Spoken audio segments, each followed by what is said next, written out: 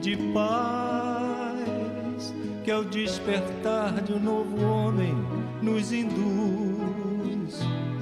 Te conclama, irmão, de última hora, a ingressar nesta seara de luz. Te conclama, irmão.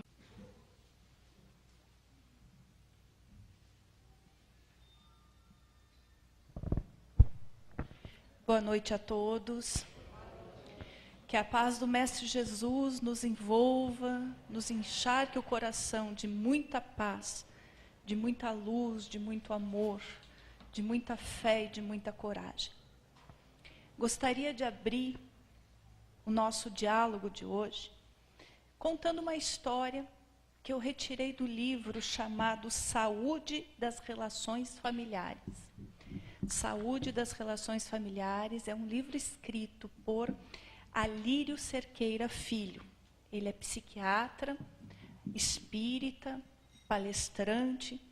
Existem muitos livros de Alírio Cerqueira, todos do próprio punho. Ele não psicografa, ele escreve do conhecimento espírita.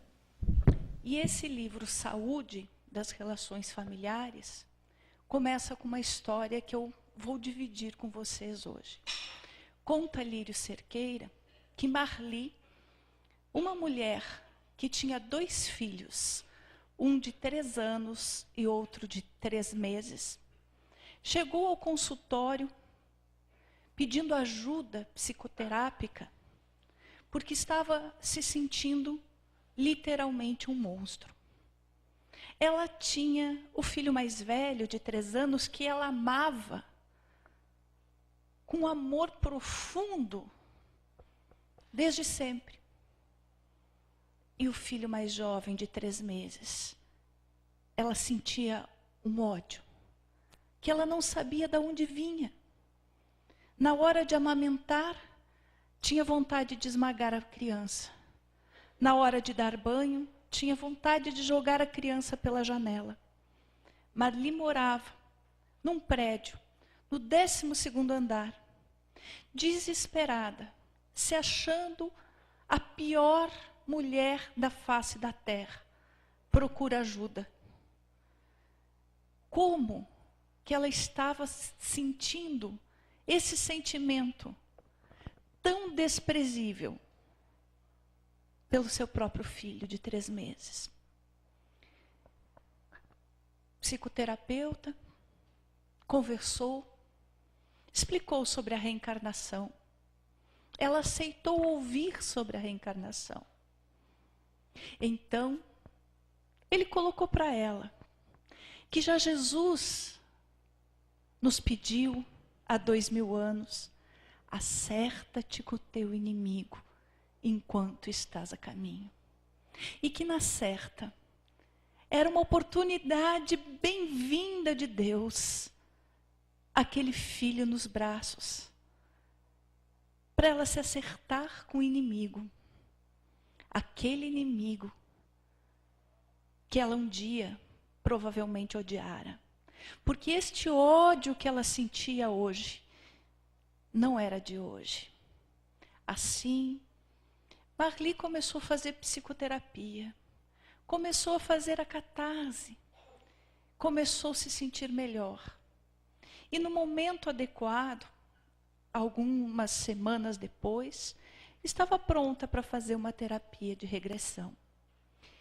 Quero só fazer uma observação aqui, antes de continuar a história. A terapia de regressão não é aconselhada para casos simples, muito menos por curiosidade.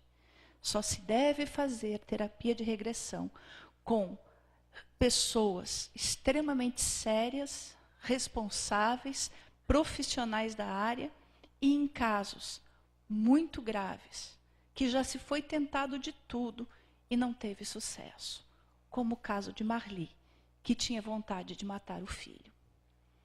Então, Marli fez a regressão e enxergou o seu filho no século XIX.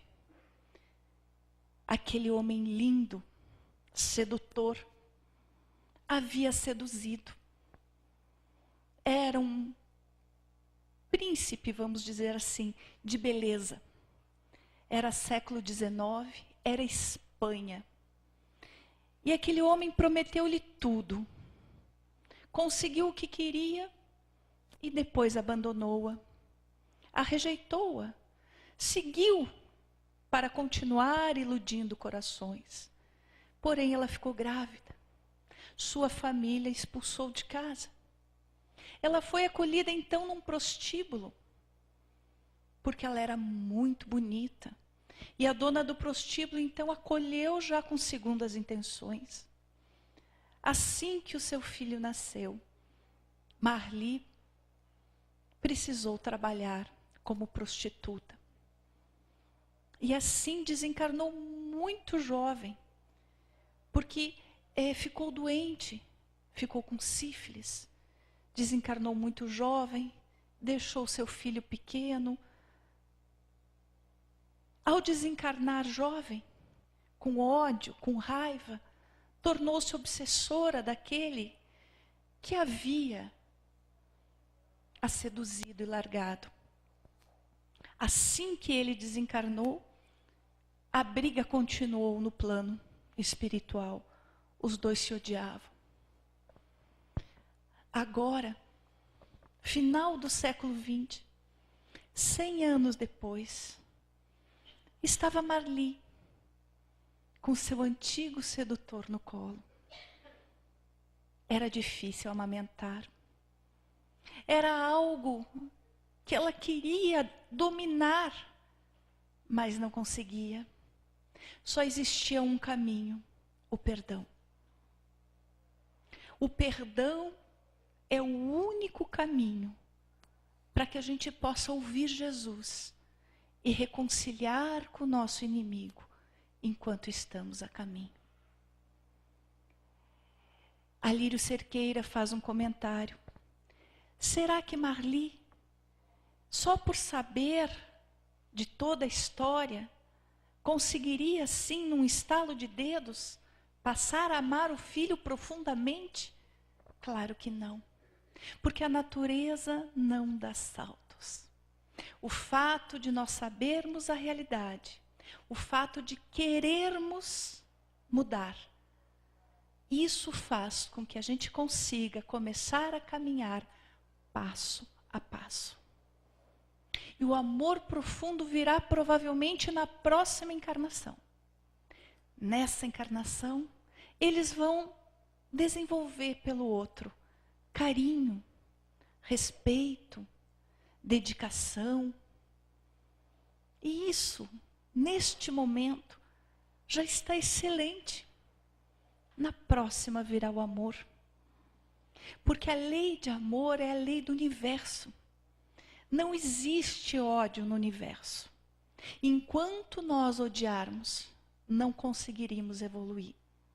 Enquanto não entendermos que precisamos nos perdoar, embora muitas vezes seja difícil, mas que não tem outro caminho para que a gente possa evoluir, para que a gente possa ser feliz, para que a gente possa caminhar. Quem de nós, em sã consciência, quer ficar com os pés cravados no lodo por mais 100, 200, 300, 500, 800 anos? Em sã consciência, nenhum de nós quer isso. O perdão é uma questão de raciocínio, de razão. Marli entendeu que ela tinha uma grande oportunidade nesta encarnação de recomeçar, de refazer, de ensinar aquele filho que estava em seus braços a não maltratar as mulheres, a não usar as namoradas e jogar fora. Que nesta encarnação ela tinha a oportunidade de fazer com que aquele ex-sedutor se transformasse no homem de bem. E ela aceitou o desafio. Se foi fácil, se foi difícil, não sei. a Lírio Cerqueira não conta. Mas nós temos certeza absoluta que se ela entendeu o porquê que nós estamos reencarnados, ela fez o possível, está fazendo o possível para se transformar em alguém melhor, sem ódio, e para transformar aquele espírito que hoje é um bebê, mas que é um espírito antigo, para transformar aquele espírito num espírito mais responsável, mais amoroso, mais dedicado. Esta é a vida que nós viemos viver. Ninguém de nós reencarnou para um parque de diversões. Todos nós estamos aqui para ajustes do passado, para reencontros, alguns extremamente amorosos, amores que já construímos, outros difíceis, porque reencontros com pessoas às quais a gente puxou o tapete, a gente destruiu um lar, a gente matou um filho, ou matou ilusões. E esses reencontros são dolorosos. Mas quando sentimos dificuldade de amar, não vamos nos sentir um monstro. Vamos entender que a vida é uma canção de aprendizagem. E nós precisamos aprender a cantar essa canção. E quanto mais nós nos dispusermos a entender que todos viemos do mesmo passado, e um passado bem tortuoso, porque se já tivéssemos mais condições morais e espirituais, não estaríamos aqui neste planeta, estaríamos num planeta melhor. Isso quer dizer que todos nós estamos na mesma situação moral, espiritual. E por isso, quem somos nós para julgar? Nós temos duas chances a cada reencarnação: entender e perdoar, e começar a construir o caminho do amor através do carinho, do respeito, ou deixar para a próxima. Mas foi Jesus que pediu: acerta-te com o teu inimigo, não deixa para a próxima. A próxima pode ser bem mais difícil, bem mais complicado. Eu sempre brinco com meu marido: na próxima, vem sem rodinha, a mala vem sem rodinha, vem de papelão e vem na chuva. Então, leva a mala agora que está com rodinha. Está mais fácil. Não deixa para depois. Vamos conversar um pouquinho mais sobre o perdão. Opa, o que está vendo aqui? Espera aí.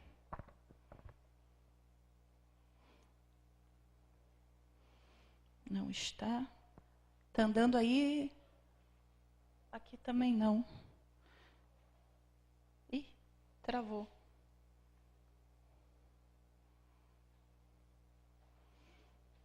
Eu desliguei um pouquinho, vamos ligar de novo para ver se destrava. Enquanto liga de novo, nosso diálogo hoje sobre o perdão, retirado de um livro de Amélia Rodrigues, e é um diálogo belíssimo entre João, o espírito mais novo, voltou, vamos ver.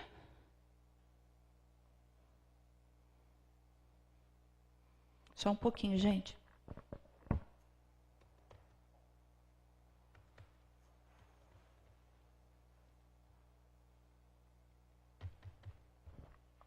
Você quer vir aqui? Eu aceito. Enquanto isso, eu vou falando com o pessoal. Travou. O que eu trouxe para a gente hoje, gente, é um diálogo belíssimo entre João e Jesus. João era o apóstolo mais novo. Ele conheceu Jesus aos 16 anos. E é o apóstolo que mais amou. Ele foi o único apóstolo, não tem senha. Ele foi o único apóstolo que não abandonou Jesus ao pé da cruz. Ele estava junto com Maria, mãe de Jesus, e com Madalena, aos pés da cruz. Antes da crucificação, Jesus disse para João: eis aqui sua mãe, apontando para Maria. Aqui, perdoe e seja feliz. E disse para Maria, apontando para João: eis aqui seu filho. Num gesto dizendo assim: agora João é seu filho. E esse diálogo ocorreu, obrigado. Esse diálogo ocorreu e foi contado no livro Há Flores no Caminho. A partir da... Deixa eu só botar para cá.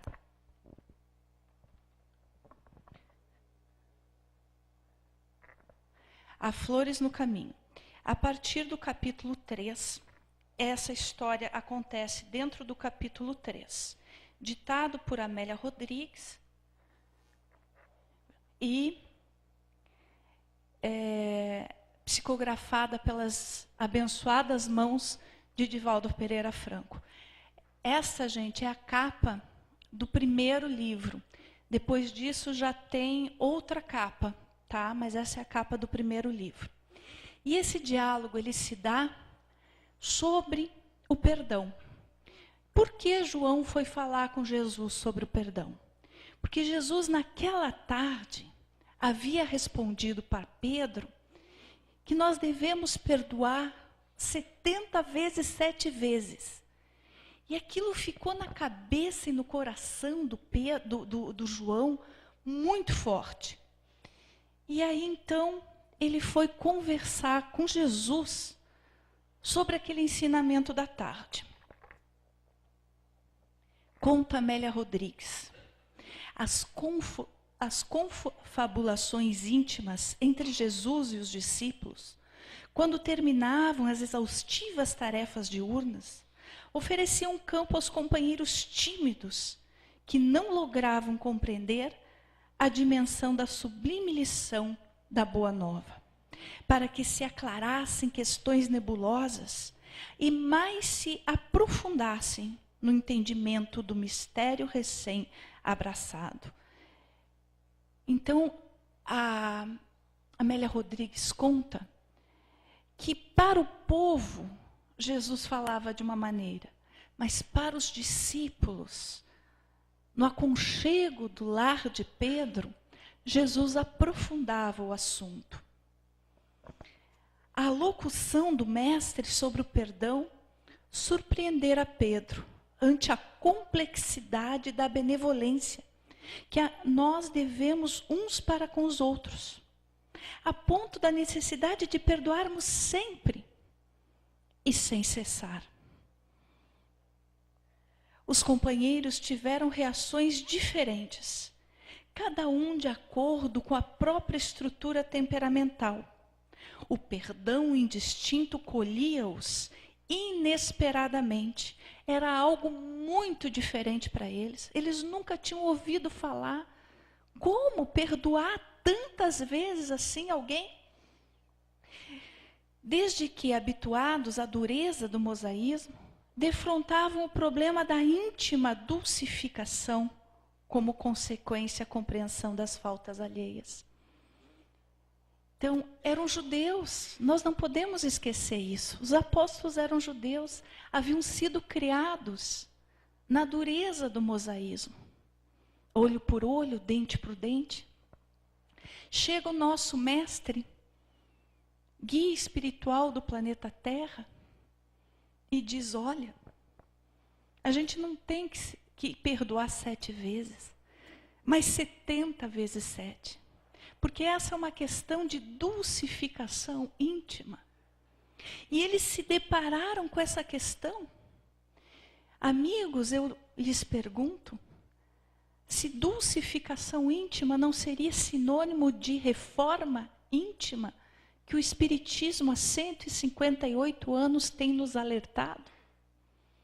O quanto nós precisamos nos dulcificar? O quanto nós precisamos ter a coragem de olhar para dentro de nós e perceber o quanto nosso coração ainda é duro, e levar mais amor, e levar mais compreensão, e levar mais tolerância para dentro de nós.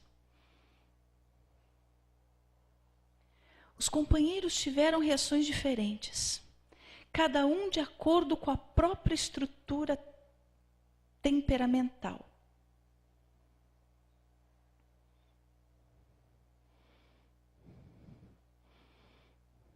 João, o jovem discípulo, acercou-se e expôs ao divino benfeitor as inquietações que o perturbavam. Narrou as dificuldades que sentia para perdoar totalmente aos perseguidores. E comentou a inevitável emoção de que se via possuído pela mágoa, quando era ofendido. Aqui, meus queridos amigos, vamos dar uma pausa para entender a primeira grande lição desse diálogo de Jesus com João. Narrou as dificuldades que sentia para perdoar totalmente. Ele teve coragem de olhar para dentro dele e dizer: eu não consigo perdoar. Eu tenho dificuldade. E esta é a primeira grande lição para a gente aprender com o jovem João de 16 anos. Nós, se quisermos curar uma doença, precisamos primeiro aceitar que temos a doença e depois aceitar tratá-la. O perdão é a mesma coisa. Sem nos acharmos um monstro, a gente tem que ter a coragem, a hombridade de olhar para dentro da gente e dizer: eu tenho muita dificuldade. Eu me senti muito mal. Mas agora eu quero transformar. Porque enquanto nós mascaramos, dizemos: não, está tudo bem, imagina. E lá dentro está um redemoinho de mágoa, de rancor, de ódio, de raiva. E aqui por fora aquela cara de paisagem. Nós precisamos ter coragem de dizer para a gente mesmo: não estou bem, eu preciso me tratar, eu preciso me libertar. Porque o perdão é bom para quem perdoa, porque liberta. João então teve essa coragem de dizer para o Cristo: eu tenho dificuldade. Havia muita honestidade e havia interesse no aprendiz desejoso de receber ajuda no problema que o aturdia. O mestre, sentindo a alma devotada do discípulo, respondeu-lhe: és jovem, João, e a juventude é a quadra da força, da intemperança e da coragem. À medida que a vida premia a experiência com as dores e as conquistas do conhecimento, a razão sucede à impetuosidade e a harmonia ao tumulto perturbador. Não obstante, João, a idade juvenil é o período de ensementação em que se prepara o porvir, de cuja colheita ninguém se eximirá, cada um conforme o trato com a semeadura. Então Jesus comenta com João: és jovem, João, por isso tens esses sentimentos tumultuados. A juventude é o momento dos sentimentos tumultuados. Porém, não te esqueças que apesar da juventude, dos sentimentos tumultuados, você está semeando. E a colheita depois será obrigatória. Queridos amigos, será que Jesus estava falando que João era jovem na carne? Será que ele estava falando dos 16 anos de João? Ou será que ele estava dizendo que era um espírito jovem? E por isso ainda com sentimentos tumultuados. Somos todos ainda espíritos muito jovens. E por isso ainda com sentimentos muito tumultuados. Independente da idade deste corpo físico. Somos espíritos começando a sair da fase da barbárie e querendo começar realmente a sermos melhores. Mas não podemos esquecer que apesar de sermos jovens, de estarmos aprendendo com muita dificuldade o amor, não podemos esquecer que é o momento de semear. É o momento da insementação. E nós precisamos ter a responsabilidade de olhar para dentro de nós e dizer o que eu estou plantando. O que eu estou ensinando para o meu filho, para minha filha, para o meu irmão, para o meu pai, para minha avó, para minha tia, para o meu vizinho? É mágoa? É raiva? É vingança? Ou será que eu estou conseguindo, nem que seja aos poucos, mas com muita sinceridade, me libertar do passado e deixar o passado no passado para caminhar com mais leveza a caminho da luz? Porque a evolução é para todos nós, amigos. Precisamos caminhar com mais leveza. Precisamos tropeçar menos. E a gente tropeça nas nossas dificuldades, não nas dificuldades dos outros.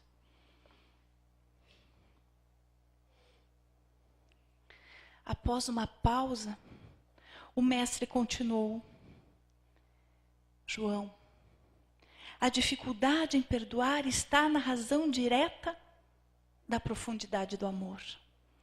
E aqui, meus queridos, é a segunda grande lição desse diálogo. A dificuldade de perdoar está na razão direta da profundidade do amor. Quando ainda temos dificuldade de perdoar, é porque ainda não amamos. Difícil ouvir isso, né? É muito difícil. Entender que a nossa capacidade de amar ainda está muito pequena. E que precisamos entender o amor do Cristo. Precisamos vivenciar esse amor. Para que possamos realmente aumentar a nossa capacidade de amar. Mas já é um caminho. Então eu já sei que a capacidade de perdoar está lado a lado com a profundidade do amor. Eu já sei que se eu aumentar a profundidade do amor, consequentemente eu vou aumentar a capacidade de perdoar. Então já é um caminho. Eu aumento aqui e o outro vem junto. Jesus continua. Quando se ama desinteressadamente, pela empatia do próprio amor, o perdão surge como efeito natural, facultando a perfeita compreensão dos limites e das dificuldades do ser amado.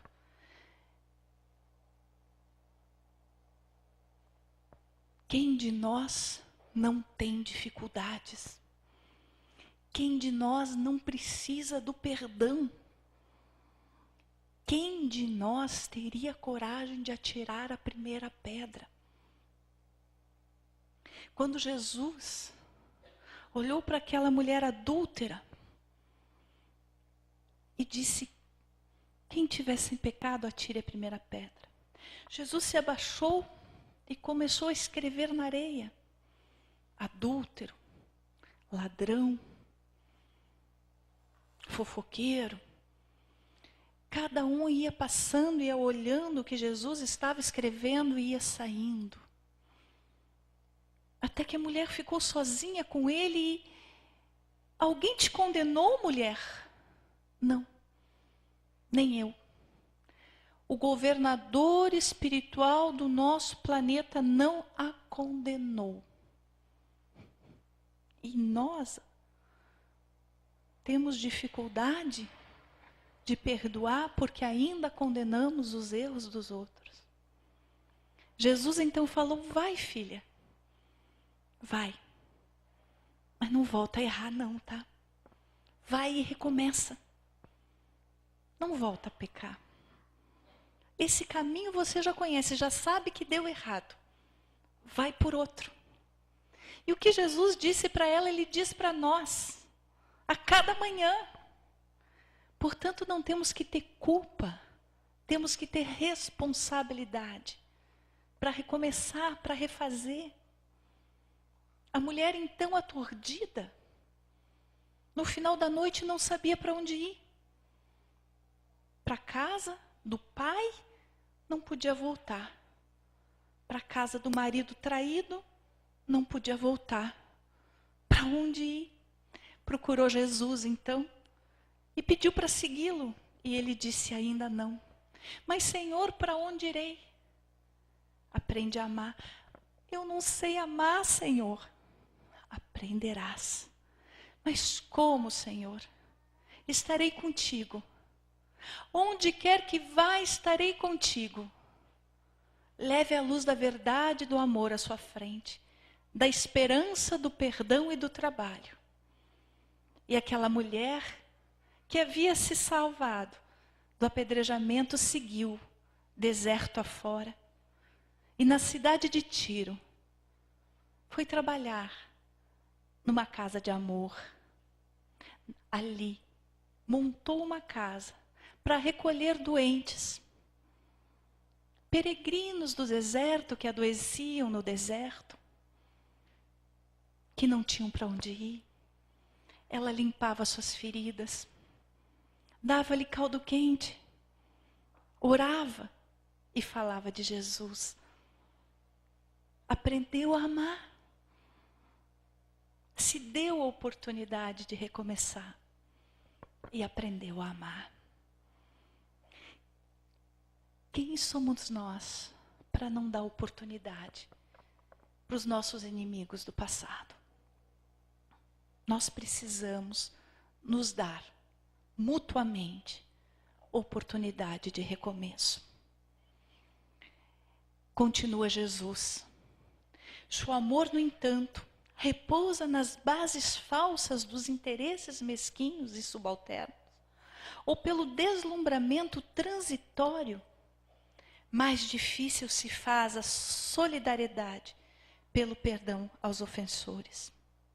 A revolta que nasce do amor próprio ferido, arma de animosidade à vítima, que tomba inerme na reação infeliz, esquecendo-se que por sua vez um dia necessitará também de perdão. Essa é a terceira grande lição que tiramos desse diálogo de Jesus. Todos nós precisamos de perdão. Se eu preciso, por que eu vou me recusar a perdoar alguém? Após outra pausa, o mestre prosseguiu: daqueles a quem amamos, jamais estaremos separados. O amor é um hálito vital que se manifesta e mantém mesmo quando a criatura não se dá conta. Assim, depois de descrever esse diálogo belíssimo entre Jesus e João, Amélia Rodrigues termina com uma afirmação de esperança. E aqui, amigos, já é palavras de Amélia. Nos longes dos tempos, as expectativas delineavam um mundo melhor de amor e de perdão, da fraternidade com Jesus, comandando as consciências e as vidas. Que mundo melhor é esse? Que mundo melhor é esse que Amélia Rodrigues fala? Que assim, Jesus, ensinando o perdão, o amor, a compaixão, delineava um mundo melhor. É um mundo de regeneração que se avizinha, queridos. Somos hoje um mundo de provas e expiações, já em transformação para um mundo de regeneração. No mundo de regeneração, não vai mais existir esse ódio, essa dificuldade de tolerância, esse mal pelo mal. Ainda vai existir sofrimento, mas é um outro tipo de sofrimento. O bem vai ser predominante. Só existe uma questão: nós queremos ficar nesse mundo? Porque só os pacíficos, os pacificadores, os humildes de coração herdarão esse mundo. Será que estamos prontos para herdar um mundo de regeneração e caminhar com mais leveza para a nossa perfeição relativa? A escolha é nossa. A cada dia ganhamos uma folha em branco para escrever a nossa história e reescrever. Só nos libertaremos das mágoas, dos rancores, do passado, se quisermos. A espiritualidade, amiga, ajuda e muito. Mas nós precisamos fazer a nossa parte. Nós precisamos olhar para aquela pessoa e entender que é alguém também filho de Deus. Ele não é enteado, ele é filho de Deus também. Por mais que a gente queira que aquela pessoa que nos magoou seja enteada de Deus, não é. Ele é filho de Deus e também foi criado para a perfeição relativa, assim como eu. Mas está num outro momento, num outro degrau de evolução. Não está compreendendo o mal que me fez, porque ninguém conscientemente faz o mal pelo mal, sabendo que é filho de Deus, com a consciência que é filho de Deus. Quando erramos, estamos inconscientes, que somos herdeiros do universo, que estamos a caminho da luz. Quando erramos, é que ainda estamos muito mergulhados na nossa ignorância, nas nossas ilusões. Quando a gente começa a acordar e entender que somos filhos de Deus, que somos herdeiros do universo, que a evolução está aqui, nós é que decidimos.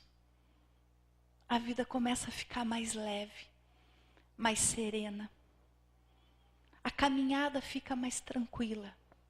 Embora as dificuldades do caminho, embora os espinhos do caminho, espinhos esses plantados por nós mesmos, outrora.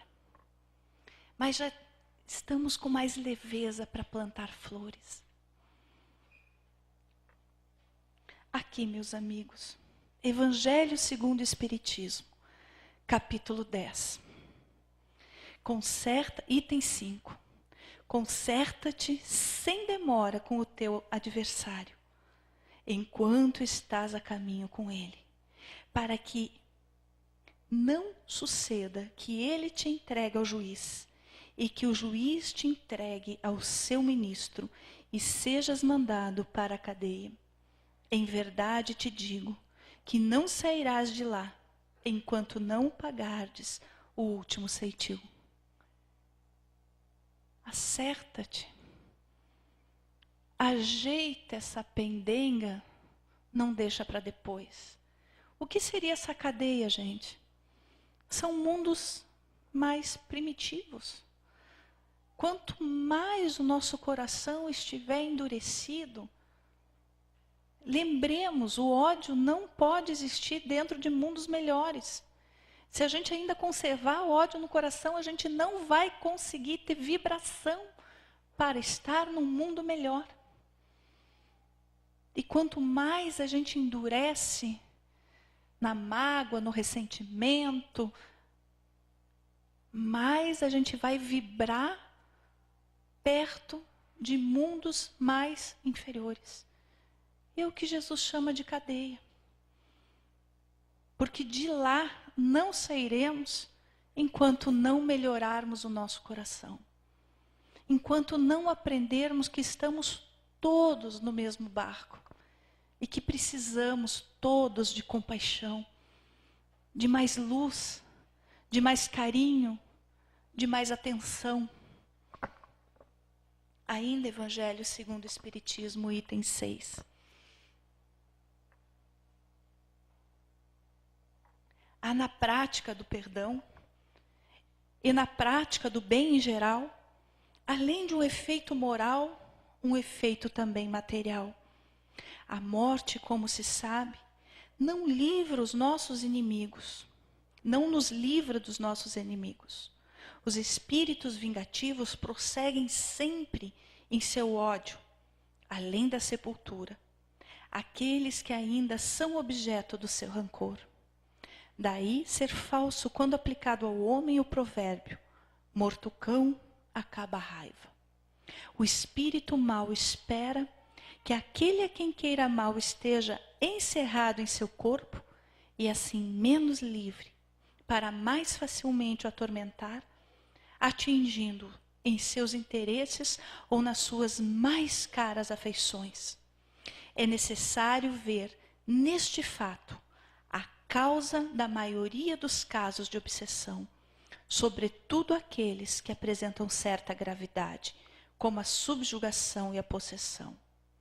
O obsedado e o possesso são, pois, quase sempre vítimas de vingança anterior e que provavelmente deram motivo por sua conduta. E, enfim, amigos, um outro motivo para aprendermos a perdoar. Se quisermos ter boas companhias espirituais, precisamos vibrar positivamente. Como é que funciona a questão da companhia espiritual? Meu pensamento e o meu sentimento é um conector.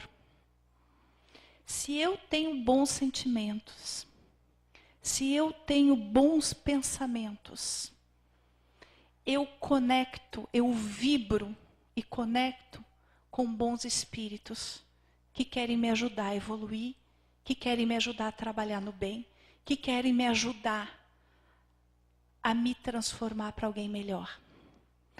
Mas se eu tenho sentimentos de mágoa, de raiva, de ódio, de rancor, de vingança, eu vou vibrar na mesma sintonia dos meus inimigos do passado que querem se vingar de mim. Aí eles chegam perto de mim. Ah, essa aí eu conheço. Essa aí em 1800, só eu sei o que ela fez para mim. Tá com essa carinha de santa hoje, mas eu conheço. Essa peça eu conheço. E aí ele me encontra com o coração cheio de mágoa, cheio de rancor, cheio de vingança. Existe a conexão. Ele tem mágoa, eu tenho mágoa de outra pessoa, mas tenho mágoa. Existe a conexão. E começa a se dar obsessões. E às vezes obsessões gravíssimas, de difícil tratamento. Porém, se o meu obsessor, meu inimigo do passado, chega até mim e me encontra orando por alguém que me fez mal, ele primeiro se assusta. Depois ele não vai ter conexão, porque eu estou orando. Senhor, abençoa essa pessoa, que Jesus o abençoe, envolva essa pessoa em paz, em luz, em amor, que essa pessoa possa ser atendida, porque se me magoa é porque não está bem.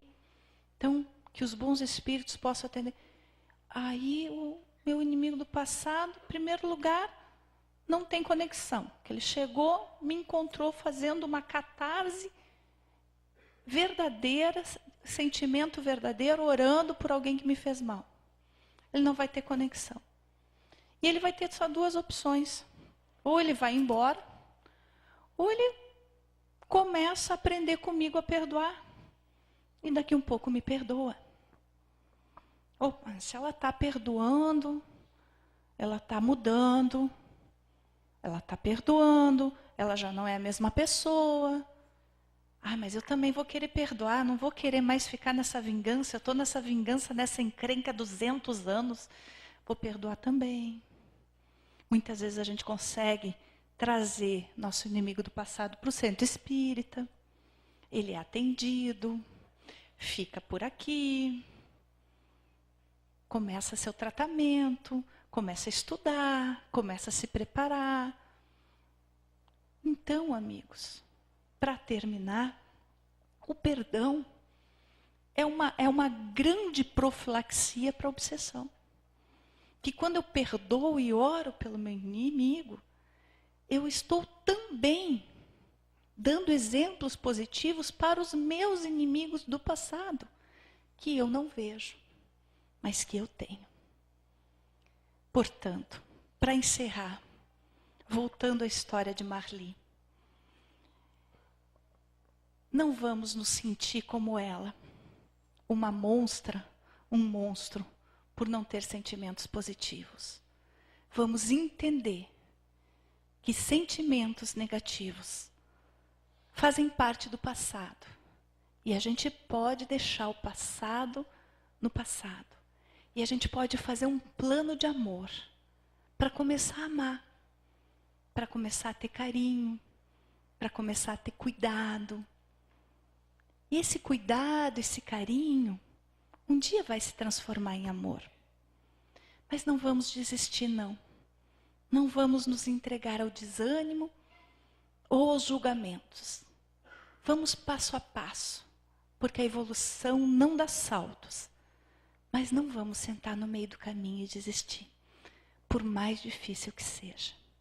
Que Jesus nos abençoe, nos fortaleça, e eu também gostaria de mandar um beijo especial aos internautas, e temos internautas lá no Sul nos assistindo hoje, minha mãe está lá em Passo Fundo, minha tia, minhas primas, então um beijo para todo mundo lá no Sul, um beijo carinhoso para todos vocês, que Jesus nos abençoe.